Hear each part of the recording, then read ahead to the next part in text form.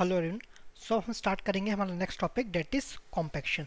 कुछ लोग इसको सेकंड चैप्टर जो था हमारा सॉइल प्रॉपर्टी उसके बाद भी इसको पढ़ा देते हैं, लेकिन क्योंकि ये कॉम्पैक्शन है और आपका कंसोलिडेशन दोनों आपका रिलेट करते हैं, इसलिए मैंने इसको कंसोलिडेशन के बाद पढ़ा रहा हूँ। ठीक है, तो कंसोलिडेशन और कॉम्पैक्शन क्या था, ये आपका कंप्रेसिबिलिटी में आते थे कि आपका जैसे सॉइल है, फिर आपका कुछ सेटल हो रहा है, तो सेटल किस तरीके से होते हैं, दो तरीके से हो सकते हैं।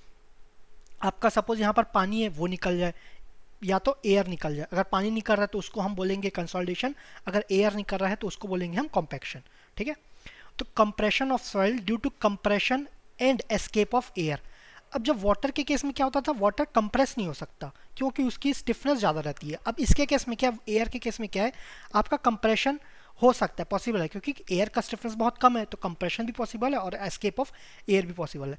तो किसी भी कारण से अगर कंप्रेशन ऑफ सॉइल हो रहा है ड्यू टू एयर, अब एयर या तो कंप्रेस हो रहा है या एस्केप हो रहा है, तो उसको हम बोलेंगे कॉम्पैक्शन।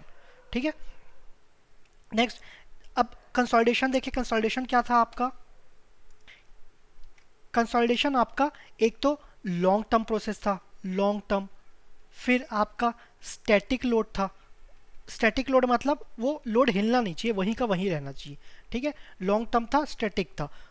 तो इसमें क्या है, उल्टा हो जाएगा, लॉन्ग टर्म नहीं, ये क्विक प्रोसेस हो जाएगा, बहुत जल्दी हो जाता है। फिर ये आपका short duration, short term loading था। लोड लॉन्ग टर्म में मतलब लोड भी क्या था, लॉन्ग टर्म लगाते थे, यहाँ पर क्विक प्रोसेस है तो लोड भी आपका शॉर्ट टर्म लगेगा।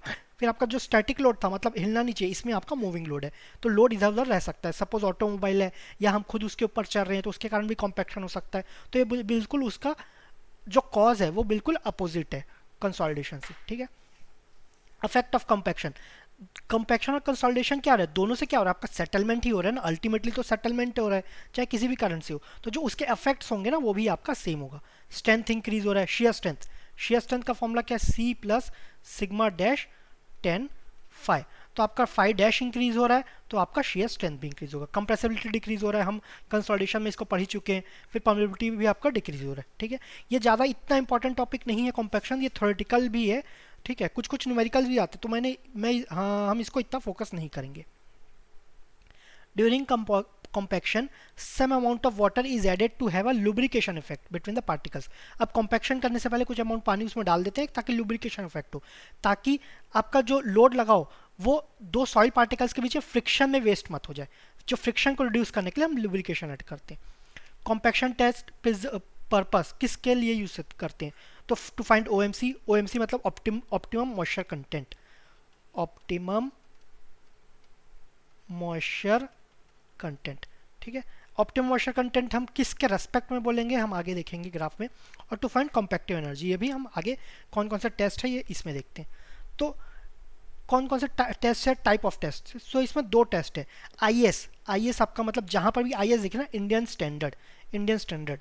Light compaction test, light compaction test, light तो हो गया आपका स्टैंडर्ड, हम स्टैंडर्ड है हम लाइट तरीके से करते हैं, है ना, जो स्टैंडर्ड है वो लाइट तरीके से होता है। दूसरा आपका आईएस हैवी कॉम्पैक्शन, हैवी है वो मॉडिफाइड है, हैवी मॉडिफाइड, है ना, head master heavy modified head master. ठीक है, एलएस, एलएस आपका लाइट स्टैंडर्ड। ठीक है, जो स्टैंडर्ड होता है लाइट वाला किस लिए होता है, लाइट है तो इतना ज़्यादा लोड नहीं लगाना है, तो आपको क्या करेंगे, फॉर ऑर्डिनरी रोड्स जो अर्दन डैम ऐसे टाइप के लिए करते हैं। लेकिन अगर हैवी है ना, अगर मॉडिफाइड है हैवी के लिए, तो रनवेज, रनवेज बहुत इंपॉर्टेंट है ना, बहुत उसमें सेफ्टी बहुत सबसे ज़्यादा इंपॉर्टेंट है रनवेज का। तभी आप अगर कभी रनवेज के रोड देखे होगे या नॉर्मल रोड, तो ज़मीन आसमान का अंतर रहता है। Runways of airport also expressway, expressway भी अगर गए होगे तो उसका कंडीशन और जब आप घर के सामने का रोड देखोगे बहुत अंतर रहता है। तो उसका जो टेस्ट रहता है वो लाइट कॉम्पैक्शन टेस्ट से करते हैं, और इसका जो heavy compaction test modified factor. ठीक है, अब दोनों में डिफरेंस क्या है, अब मैं प्रोसीजर क्या है वो मैं एक्सप्लेन नहीं करूंगा, कॉम्पिटिटिव एग्जाम में प्रोसीजर इतना डिटेल में नहीं आता, इसके कुछ डिटेल्स दिए गए हैं। इसको मैं इसमें आपका जो, मैं अगर मेरे ऊपर रहता तो मैं ये याद शायद ना करके जाता, लेकिन एक बार लाइट टेस्ट का क्वेश्चन पूछ चुका है, तो मैं ये सजेस्ट तो नहीं करूंगा कि बिल्कुल छोड़ के चले जाओ, मैं आपको याद करने का तरीका बता दूंगा, उसके बाद आपके ऊपर है कि याद करना चाहते हो कि नहीं। ठीक है, लेकिन अगर याद करने का तरीका अगर सही लगे तो आप याद कर लेना, क्यों कोई क्वेश्चन छोड़ के जाए। ठीक है, हैवी टेस्ट, लाइट टेस्ट, उसमें क्या होता है, वेट ऑफ हैमर, हम हैमर अप्लाई करते हैं। फिर आपका हाइट ऑफ फॉल, किसी हाइट से मारते हैं, किसी हाइट से छोड़ते हैं। नंबर ऑफ ब्लोज कितने बार छोड़ते हैं, और नंबर ऑफ लेयर कितने नंबर ऑफ लेयर रहते हैं, ठीक है। प्रोसीजर में डीप में नहीं जाऊंगा, अगेन अगेन आपको प्रोसीजर पढ़ना है, एग्जाम के बाद जितना पढ़ना होगा बुक से आराम से पढ़ लेना, पीएचडी करना होगा कर लेना, कॉम्पिटिटिव एग्जाम में बिल्कुल काम करनी है, जीरो जीरो इसका यूज आएगा, है ना। अब पहले लाइट का देखते हैं, इसका क्वेश्चन आया ना। 2.6 केजी वेट ऑफ रैमर हो गया, 31 हाइट ऑफ फॉल हो गया, 25 नंबर ऑफ ब्लोज हो गया, नंबर ऑफ ब्लोज दोनों में सेम है, नंबर ऑफ लेयर 3 है।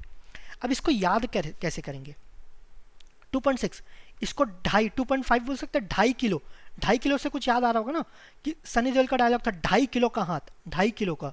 तो अब क्या है, अब आपका बहुत सारे, अब पहले आपका जिम का इतने सारे खुले नहीं थे, प्लस आपका इतने प्रोटीन शेक्स नहीं थे, तो अभी आपके ऑप्शंस बढ़ गए हैं, आपके जो भी ट्रेनर्स अच्छे खासे हो गए हैं, जो आपके ज़्यादातर लोग पहले से ही ध्यान देना शुरू कर रहे हैं। तो अभी क्या है, वो 2.5 किलो हाथ का नहीं, अब वो 2.6 किलो का हाथ हो गया, ठीक है।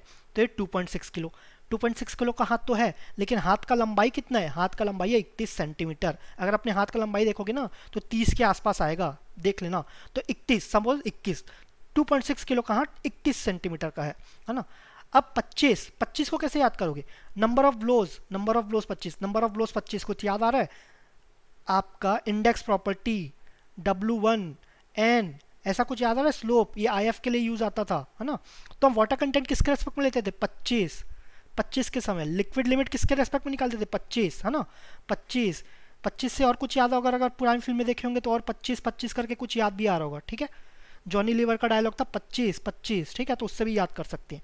अब ये 2.6 हो गया, 31 सेंटीमीटर हो गया, 25 कहाँ से याद गया आपका, ये लिक्विड लिमिट का टेस्ट, है ना, लिक्विड लिमिट का। इसमें इंस्ट्रूमेंट कौन सा यूज होता था, कैसाग्रेंडरी एपरेटस। जैसे ही यहाँ से लिक्विड लिमिट में शिफ्ट हुआ, लिक्विड लिमिट का आपका माइंड में आ जाना चाहिए, अभी तक हम ये पढ़ चुके हैं कि कौन सा टेस्ट है, कितने नंबर ऑफ ब्लोज पे लेते हैं, इसका स्लोप किस पे रहता है, ये IF फ्लो इंडेक्स, फिर आपका फ्लैटर रहता है तो क्या रहता है, स्टीप रहता है तो क्या रहता है, ये सब रिकॉल हो जाना चाहिए। नहीं हो रहा है तो इसके बाद आप रिकॉल कर लेना, ठीक है, कोई भी चीज़ छूटना नहीं चाहिए। और नंबर ऑफ लेयर याद करेंगे क्या, हम पहले कितने आप मैग्नीट्यूड याद किए, कितने नंबर याद किए, 1 2 3, कितने टर्म याद किए, 3, तो यहाँ पर 3 आ गया, 3 टर्म याद किए।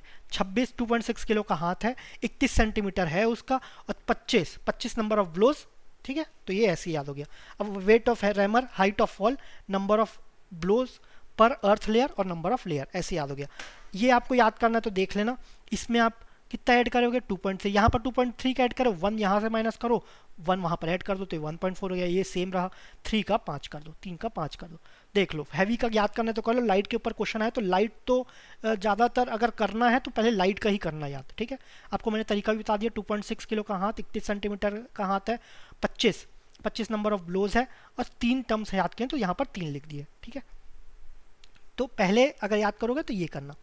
एनर्जी रेशो, अब दोनों में रेशो क्या, एनर्जी रेशो ऑफ एनर्जीज कितना है दोनों टेस्ट में, तो जो भी टर्म है ना, सपोज ये हैवी का 4.9 और 45 सेंटीमीटर 25 इंटू और ये 5, सभी को इंटू कर दोगे ना तो ये आपका एनर्जी आ जाएगा, तो वही किया गया है, 4.9 45 25 ये 5, ये आपका एनर्जी आ गया। अब इसमें यूनिट को ध्यान नहीं रखा गया है, क्यों नहीं रखा गया है, क्योंकि रेशो लेना है, रेशो में दोनों का सेम यूनिट रख दिए तो यूनिट का ध्यान दिया ही नहीं है, ठीक है।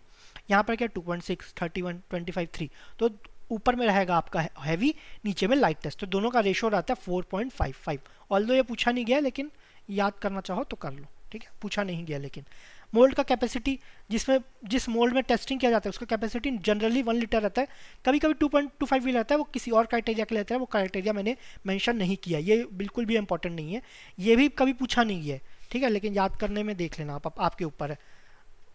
मैं ये नहीं बोलूँगा कि एकदम याद करके ही जाना है, इसको स्किप करोगे तो कर सकते हो, ठीक है, लेकिन वही अंतर आ जाता है कि अगर आप चलो इसको स्किप कर रहे हो, किसी दूसरे चैप्टर से कुछ स्किप कर रहे हो, ऐसे करीबन 10 टॉपिक स्किप कर दिए, अगर एग्जाम में गलती से भी एक टॉपिक से भी क्वेश्चन आ गया ना, 1 मार्क से, वही 1 मार्क से 100 रैंक का अंतर आ जाता है। अगर टॉप रैंक का बात करूँ मैं तो ऊपर का, बीच में तो फर्क ही नहीं पड़ता 1 नंबर से, है ना, ठीक है। बीच में चाहे आप 1000 रैंक लाओ या आप 1050 रैंक लाओ, आपका फर्क नहीं आएगा। अगर और पीछे जाओ 3000 या 3500, कोई फ़र्क नहीं आएगा, लेकिन ऊपर अगर रैंक 1 ला रहे हो या 10 ला रहे हो, फ़र्क पड़ता है ना, 10 ला रहे हो 50 ला रहे हो, फ़र्क पड़ता है। जितना ज़्यादा टॉप का एम करोगे उतना आपका कंपटीशन टफ होते जाएगा, एक एक रैंक का फ़र्क जाएगा, है ना। तो वही है, 10 टॉपिक में ये आपके ऊपर है, जितना ज़्यादा प्रैक्टिस करोगे ना, हो सकता है कुछ लोग 3 टॉपिक याद करें, कुछ लोग 4, कुछ लोग सभी कर ले, है ना। सभी करेंगे तो ज़्यादा एफर्ट, उतना ज़्यादा एफर्ट देना पड़ेगा, तो आपके ऊपर है ये, ठीक है। नेक्स्ट है ड्राई डेंसिटी। Dry density.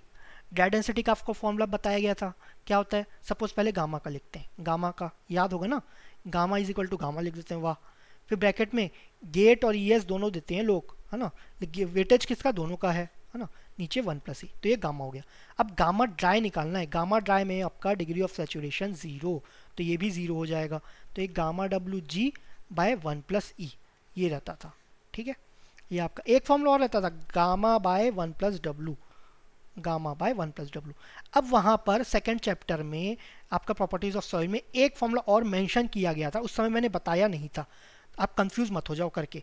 आपका रहता था 1 - Na, 1 - Na, फिर आपका ये ऊपर gamma W into ji, gamma W into ji by 1 + W G, 1 + W, ये डब्ल्यू जी यहाँ पर कॉमन लिख दो, ठीक है। गेट के लिए 1 - Na gamma W G 1 + W जी। इसका ये क्या है आपका Na? ये है आपका एयर कंटेंट, एयर कंटेंट, या तो volume of air by total volume into 100। कितना वॉल्यूम है, जितना ज़्यादा Na होगा, जितना ज़्यादा एयर होगा उतना ज़्यादा Na होगा, उतना जितना ज़्यादा Na होगा उतना ज़्यादा ये गामा डी कम होगा, ठीक है। तो ये आपका गामा डी होगा। अब इसका जो प्लॉट करें ना, गामा डी वर्सेस डब्ल्यू, तो ये ग्राफ कुछ ऐसे बनता है, ये ऐसे बनता है। अब जो जिसमें गामा डी मैक्स है ना, जहाँ गामा डी मैक्स है उसके रेस्पेक्ट में जो वाटर कंटेंट आता है उसको हम बोलते हैं ऑप्टिमम मॉइस्चर कंटेंट या फिर ओएमसी।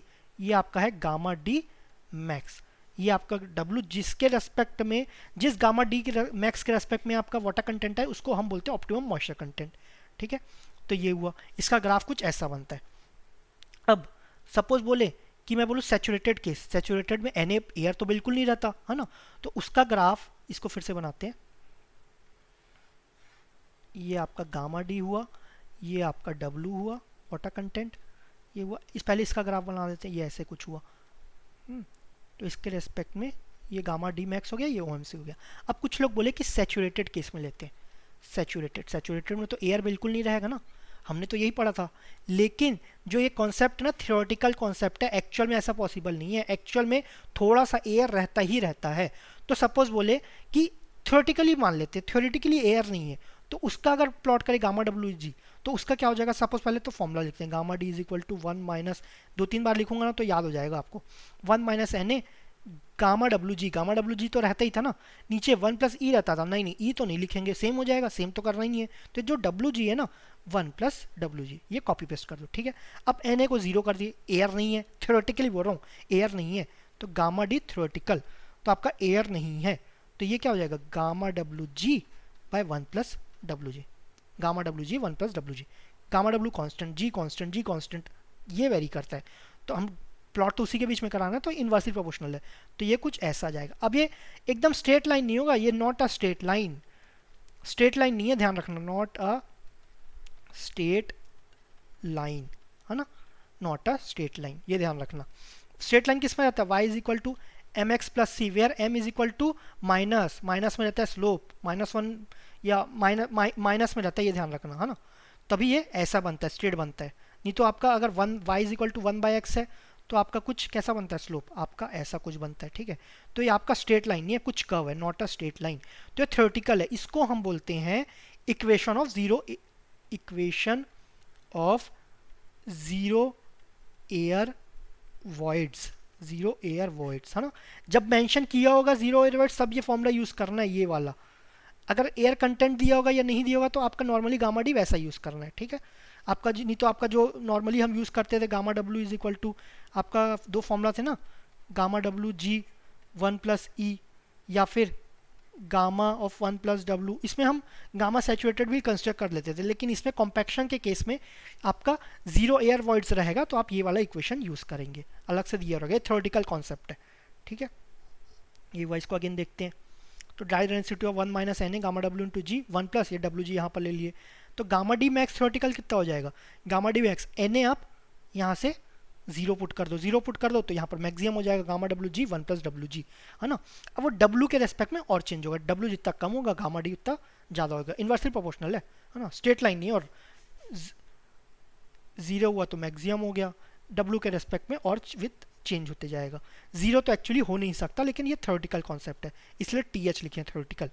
इसी को बोलते हैं equation of zero air voids line, zero air void line, ये हुआ जीरो एयर वॉइड लाइन, ठीक है। और अगर एयर जीरो है तो जितना भी वॉइड रहेगा उसमें क्या रहेगा, पानी ही रहेगा, पानी रहा तो डिग्री ऑफ सेचुरेशन क्या हो जाएगा, 100%, ठीक है, नॉट अ लीनियर, ठीक है। तो ये गामा डी मैक्स हो गया ओएमसी के रेस्पेक्ट में, ये गामा डी थ्योरेटिकल होगा gamma W G by 1+W G, ठीक है, ये हुआ।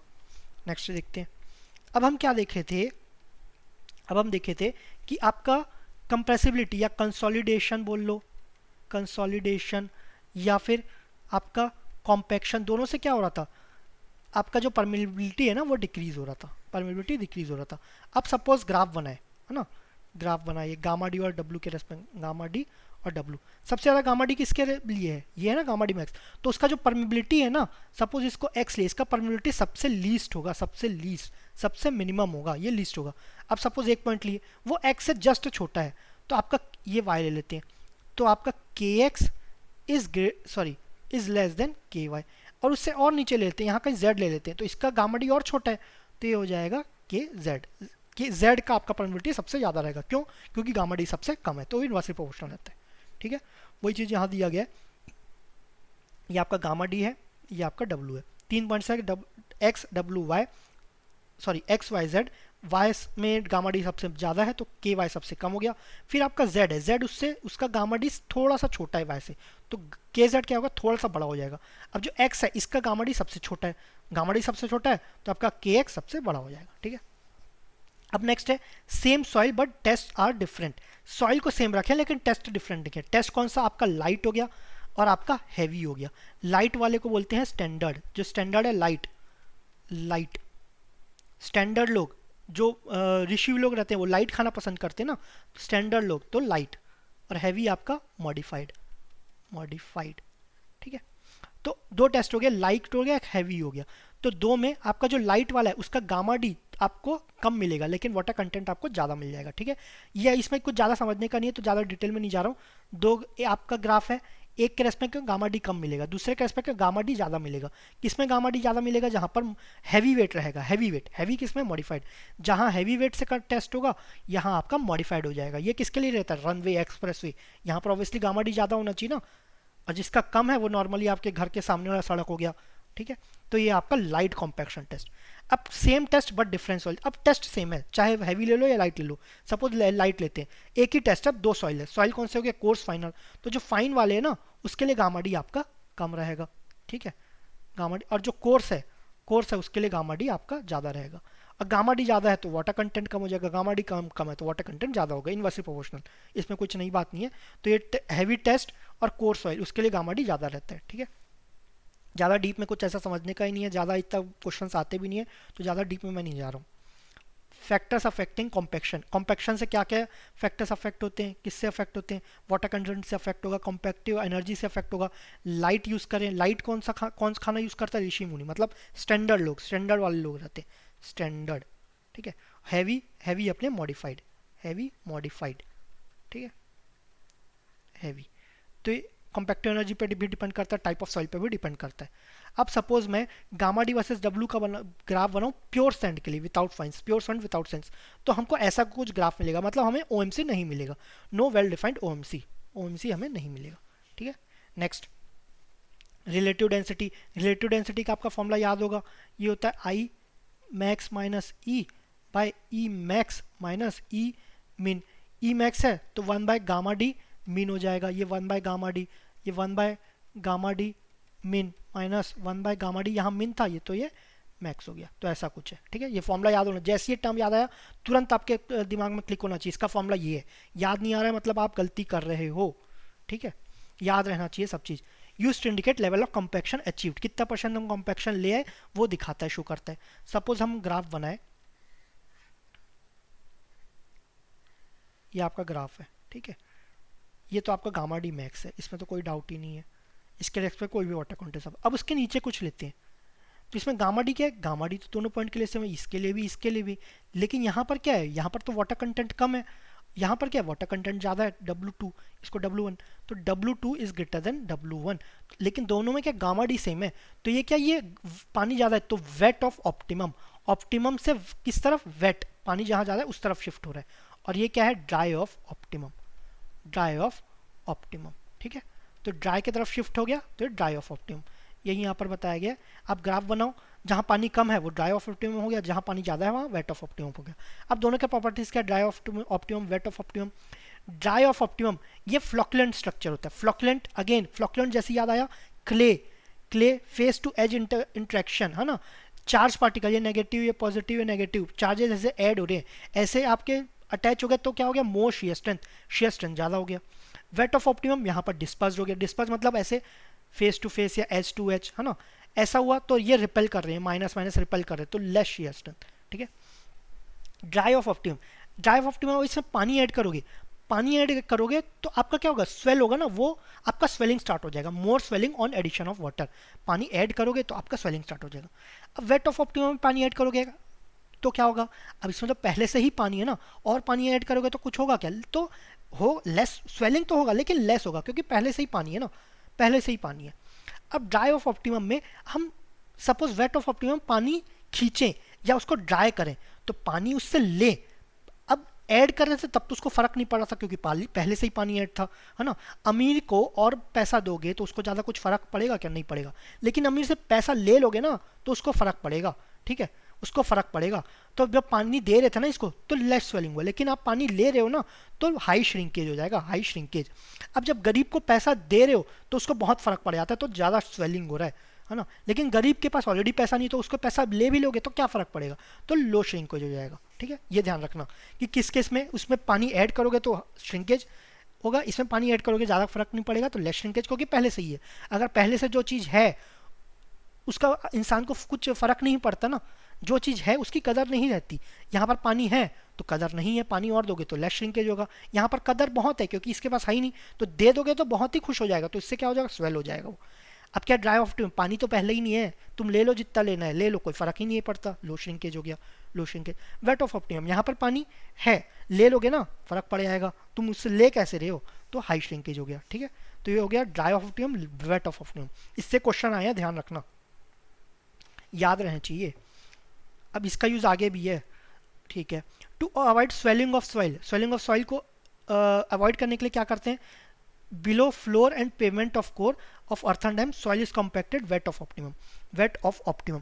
अब जो ये फ्लोर पेमेंट है, ये कोर है, और बिलो फ्लोर पेमेंट और एक कोर, ये क्या रहता है, इसमें श्रिंकेज का प्रॉब्लम होता है, सॉरी स्वेलिंग का प्रॉब्लम रहता है। अगर एक बार कंस्ट्रक्ट कर दिए लेकिन उसके बाद स्वेल हो गया ना तो उसका कंस्ट्रक्शन खराब हो जाएगा, तो स्वेलिंग को रोकने के लिए क्या करते हैं, वेट ऑफ ऑप्टिमम। ठीक है, wait of optimum. Suppose dry of optimum कर दिए, ड्राई ऑप्टिमम, अब उसमें पानी ऐड कर दिए तो स्वेल हो जाएगा, स्वेल हो जाएगा, इसलिए हम वेट ऑफ ऑप्टिमम करते हैं। क्योंकि चांसेस क्या है, ये सब में पानी, अर्थन डैम से क्या है, पानी, और वो तो अर्थन डैम है वो तो पानी को रोक रहा है ना, तो पानी घुसने के चांस है ज़्यादा, तो उसके रोकने के लिए पहले से ही वेट कर देते हैं ताकि और ज़्यादा स्वेल ना हो। फ्लोर ऑफ पेमेंट, उसमें ही पहले से ही पानी दे देते हैं क्योंकि एडिशनल पानी आए ना तो स्वेल ना हो, तो स्वेल से बचने के लिए हम इसमें आपका वेट ऑफ ऑप्टिमम में यूज़ करते हैं। टू हैव मोशन, अब स्ट्रेंथ किस में ज़्यादा है आपका, जिसमें फ्लोकुलेंट स्ट्रक्चर किस में, ड्राई ऑफ ऑप्टिमम, तो मोर स्ट्रेंथ के लिए आप soil is compacted dry of optimum, dry of optimum में लेते हो क्योंकि इसमें फ्लोकुलेंट स्ट्रक्चर रहता है। डिस्पर्स्ड आपका वेट ऑफ ऑप्टिमम रहता है, डिस्पर्स्ड रहता है तो आपका स्ट्रेंथ कम रहता है। अभी कहाँ स्ट्रेंथ कहाँ ज़्यादा चाहिए, रोड एम्बैंकमेंट में चाहिए, casing of earthen dam, casing of earthen dam, ये अर्थन डैम का केसिंग क्या है या कोर क्या है ये देखते हैं। ठीक है, सपोज ये आपका अर्थन डैम है, कंक्रीट डैम, दो टाइप्स के, earthen dam, concrete dam. Concrete dam में वहाँ क्या हो रहता है, वहाँ पर तो पानी नीचे से सीप करता है ना, कंक्रीट से तो पास होता नहीं है, लेकिन अर्थन डैम मिट्टी से ही बना है तो पानी कैसे चले जाएगा, यहीं से जाता है ना, तो श्रिंके यहाँ पर से सीपेज होता है। ठीक है, अब पानी चले जाएगा तो स्ट्रेंथ लूज कर सकता है ना, तो इसीलिए यहाँ पर कोर दिया रहता है, core to check seepage, seepage को रोकता है, और शेल लेकिन आपको सीपेज भी रोकना है लेकिन स्टेबिलिटी भी प्रोवाइड करना है, तो शेल क्या करता है, टू प्रोवाइड स्टेबिलिटी, ये आपका शेल हुआ, ये आपका कोर हुआ। ठीक है, अब आपका ये कोर है, ये आपका impermeable membrane, impermeable soil that is clay, impermeable क्या रहता है, क्ले, और जो आपका शेल है वो क्ले नहीं रहता, क्ले नहीं रहता, क्ले से बनाएंगे तो स्ट्रेंथ कम हो जाएगा, इसलिए यहाँ पर क्ले नहीं है, यहाँ पर आपका इम्परमेबल क्ले से रहता है। अब जो शेल है यहाँ पर सीपेज रोकता है, सीपेज रोकता है, लेकिन पानी तो पहले ही ऑर्डर है ना, तो अब ऐसा करना है कि पानी ऐड हो लेकिन वो ज़्यादा स्वेल ना करे। ये कब होगा, जब उसके पास पहले से ही पानी होगा, पहले से ही पानी होगा, मतलब वेट ऑफ ऑप्टिमम। ठीक है, और ये क्या, ये तो आपका स्ट्रेंथ प्रोवाइड करने के लिए, स्ट्रेंथ आपका किस में रहता है, ड्राई ऑफ ऑप्टिमम, तो ये हो गया ड्राई ऑफ ऑप्टिमम। तो कोर और शेल, इससे भी आपके क्वेश्चंस आए हुए हैं। अगेन ऐसे नहीं कि लगातार आए हुए हैं, 1 मार्क से कभी पूछा गया था। तो अगेन ये सब समझने की चीज़ है, तो ये आप पढ़ लेना, इसको स्किप मत करना, ठीक है।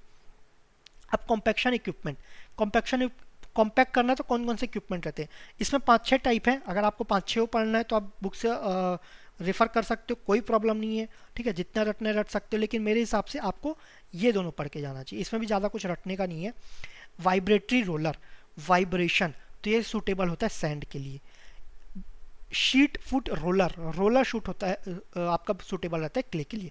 अब वाइब्रेटरी रोलर, अब देखे होगे आपके घर में अगर कोई बर्तन है, कुछ नया चीज़ आया, तो आपके घर में उसमें कुछ चीज़ स्टोर किया गया, लेकिन स्टोर करने के बाद क्या करते हैं, उसको थोड़ा हिलाते हैं। क्यों हिलाते हैं, कि क्या पता और जगह बच जाए। तो आप देखोगे ना, थोड़ी देर बाद हिलाएंगे ना तो उसका लेवल डिक्रीज हो जाएगा। पहले अगर लेवल यहाँ था तो नीचे आ जाता है। क्यों, ये आपके जो पार्टिकल्स सपोज डाले, वो आपका कोई भी जैसे सॉइल पार्टिकल्स, जैसे कोजन लेस चीज़ डाले, कोजन लेस मतलब जो एक दूसरे से जुड़े ना, चिपके ना एक दूसरे से, जैसे फल्ली हो गया या ऐसे कुछ चीज़ हो गया जो एक दूसरे से चिपकते नहीं रहते, है ना। या दाल हो गया, उसको कुछ डालते जैसी वाइब्रेट करते हैं ना, तो उसका वॉल्यूम कम हो जाता है, तो कॉम्पैक्ट हो जाता है। तो vibration is for suitable for sand, non cohesive soil, जो एक दूसरे से चिपकते नहीं है। अगर आप यही चीज़ क्ले के साथ करो, सपोज आपके पास गमला है, गमला को हिलाओ, गमला क्या है, उसमें क्ले रहता है ना, पार्टिकल्स जो सॉइल रहते हैं एक दूसरे से जुड़े रहते हैं, मतलब कोहेसिव रहता है, तो मतलब क्लेज रहता है ना। तो एक दूसरे के, उसको वाइब्रेटरी रोलर से हो रहा, उसको वाइब्रेशन दो, तो वॉल्यूम डिक्रीज होगा क्या, नहीं होगा। तो vibration is not suitable for cohesive soils, clay के लिए नहीं है। तो इसको कॉम्पैक्ट करना है तो क्या होगा, शीट फुट रोलर, इसको आप ऐसे याद कर सकते हो, ठीक है। रिलेटिव कॉम्पैक्शन, रिलेटिव कॉम्पैक्शन क्या होता है, gamma D of field by gamma D max of lab.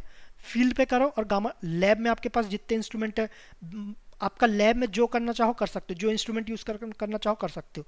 तो इससे आपको गामा डी क्या मिलेगा, मैक्सिमम मिलेगा, ज़्यादा मिलेगा गामा डी फील्ड से, ठीक है, इनटू 100। तो ये आपका एक्सेप्टेबल तभी रहेगा जब 90 to 95% है, तभी आपका एक्सेप्टेबल रहेगा, ठीक है। आपका लास्ट है प्रोक्टर सिंडल, ये किस लिए यूज होता है, to measure in situ moisture content या वाटर कंटेंट। और गामा डी, इन सिटू मतलब साइट में जाके, साइट में फिजिकली जाके। Water content gamma D use करने के लिए प्रोक्टर्स नीडल होता है। अच्छा, यहाँ पर एक और चीज़ याद आना चाहिए, वाटर कंटेंट निकालने के लिए और क्या मेथड था आपका, जी भी निकालते थे, पिक्नोमीटर टेस्ट, है ना, पिक्नोमीटर टेस्ट। तो वाटर कंटेंट निकालने के लिए वो भी यूज़ करते थे। वो इनसाइट नहीं रहता था, लेकिन वो आपका फील्ड रहता था, ठीक है।